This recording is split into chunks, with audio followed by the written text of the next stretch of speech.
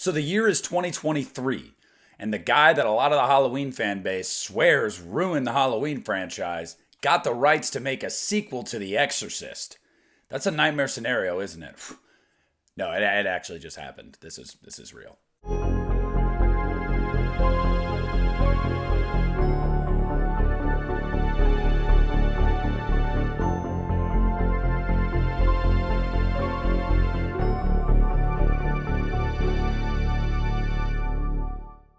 What's up, you guys? It's Nick from the Lost River Drive-In, and here I am to give you my quick, spoiler-free thoughts on The Exorcist Believer. Yes, I went there to the theater. I was the only one wearing my Exorcist attire. I was disappointed. It was actually more full than my Saw X screening, so I do think this is going to do pretty well this weekend. And you guys know how these go. I don't give spoilers. I just give you general, overall vague things I liked, things I didn't like, and then I tell you guys overall what I would rate the movie at the end of the day. So I'm going to say right off the top, the critics have been trashing this movie. And it's really been, I feel like, cathartic to some of the fans that, were like, this should never be made. Good, it's gonna suck. I don't know. This is a difficult one for me, guys. There's a lot to talk about. I can't wait to get more in depth with spoilers when we do the podcast tomorrow night. Christian and I, we're going to do a spoiler episode of the podcast. But look, The Exorcist Believer brings back Ellen Burstyn. It brings in Leslie Odom Jr. and Dowd, and it's basically a story 50 years after the original Exorcist where two young girls get possessed by, I guess, the same demon or same multiple demons, and it's basically a battle of faith and belief and trying to fight to get these girls back, and obviously Chris McNeil plays a role in that. And that's really the plot, guys. That's really all it is. The positives for me in this movie are Leslie Odom Jr. is a star. He is phenomenal in this movie. He's absolutely great in this movie, truly. And Dowd is great in this movie. I think the acting overall, even the two girls, very, very good. I really, really liked it. The makeup effects with Chris Nelson should be no surprise that they're going to look good. The teeth, the cuts, the fingernails, the eyes, all looked really, really good. None of that looked fake. None of it looked cheap. They did not skimp on the effects for this movie. That is 100% true.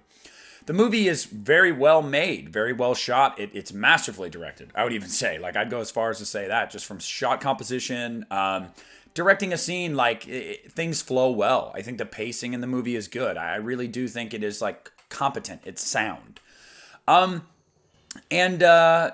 Yeah, without getting into spoilers, that's kind of vaguely what I'll tell you guys I liked. I have a mixed bag of things here. And one of the mixed things is some of the choices in the third act.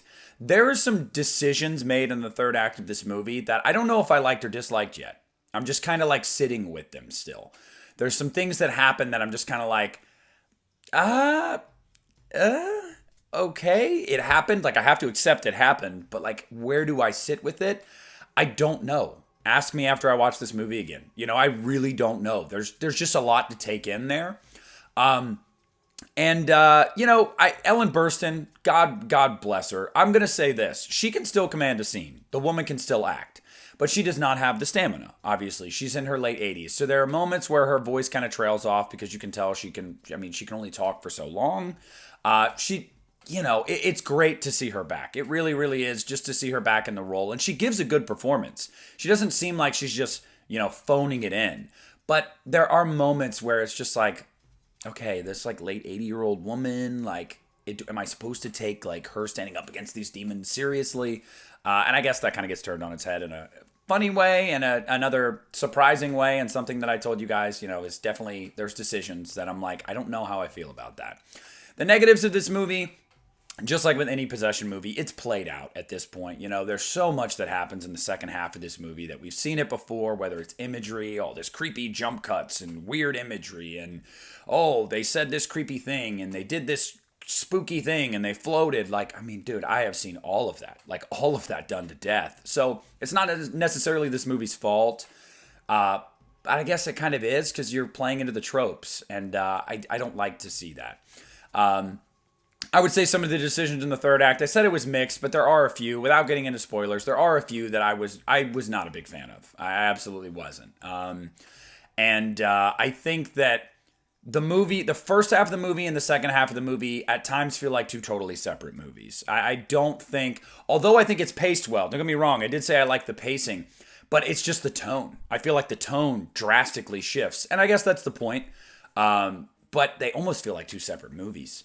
And certain things kind of happen very quickly to get us from point A to point B. I totally understand it, but it was just kind of weird for me. You know, some of it was just kind of like, okay, wow, we're here. That's a little jarring.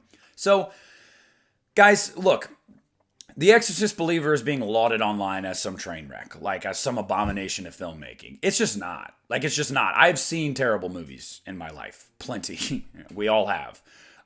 This is absolutely better than the prequels and better than The Heretic, like without a doubt. But like, I'm really conflicted on this one. I'm really conflicted on where this sits for me rating wise. I don't know. I walked out and I thought I didn't hate it. You know, I didn't hate the movie, but I didn't love it. It's this like middle ground that's so weird. You know, I'm like, what are you? Are you average? Are you slightly below? Are you slightly above? I don't know where I sit with that. I do have to say, I have to give a shout out to Danny McBride. I do. I really do. I know. I never thought I'd say that.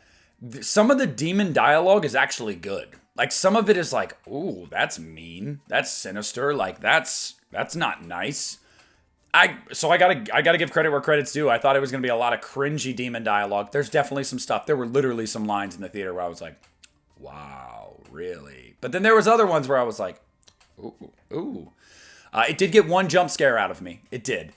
But I think the biggest thing that I can say for anybody that's skeptical about this movie, the first half of this movie does play similar to the first Exorcist film. It really does. It focuses on the drama, the family bond, and you know, that kind of spiral. I liked that quite a bit. I thought the first half of this movie was quite good.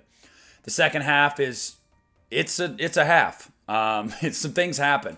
I will say the resolution though, I thought was chef's kiss brilliant. I don't know. If you've seen it, it's kind of like, oh yeah, you thought you were, yeah. I thought it was kind of brilliant in that way.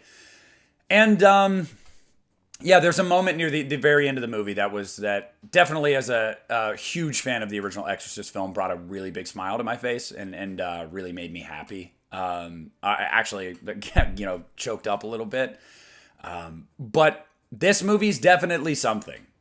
I will say that, I don't know. I can't spoil anything, guys. Look, at the end of the day, I'm sitting right now on a 2.5 or a 3 out of 5. I really am. I don't know which way I'm leaning right now. So this is like middle of the pack, maybe like lower back end, you know, if we're talking about seating arrangements in a theater. That's kind of how I do my ranking system here sometimes.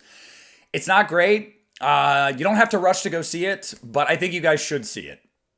I think there's enough that happens in this movie that creates a conversation and makes you question and makes you wonder. And I think for that alone, and then the first half of this movie, I think is very sound. I really think it's very sound. But I want to know down below what you guys thought of The Exorcist Believer. I'm sure some of you guys thought, oh, it's David Gordon Green. Nick's going to love it. And I'm sure some of you thought, oh, he's going to hate it.